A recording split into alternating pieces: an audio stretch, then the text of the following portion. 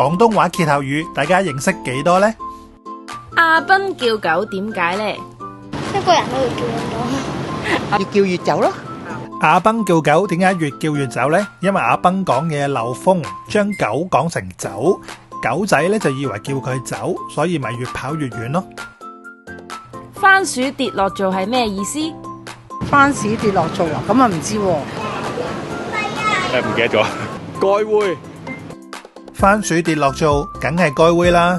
以前番薯跌咗落火灶裏邊會被煨熟，而家就我嚟形容慘啦，弊家伙啦。知唔知和尚擔遮係點解？唔知喎。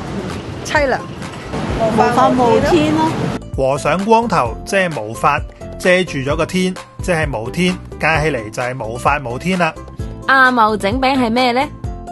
即係多餘咯。唔識整咯，冇嗰樣，整嗰樣。整嗰樣。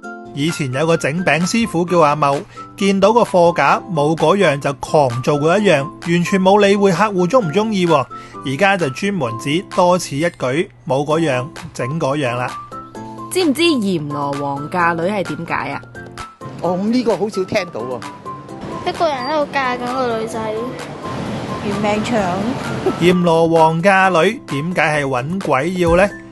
鬼王擇偶對象當然全部都係鬼啦。而家就我嚟形容嗰樣嘢太差，根本冇人要咁解。好啦，最後15個吊桶打水係咩意思呢？呢個唔知。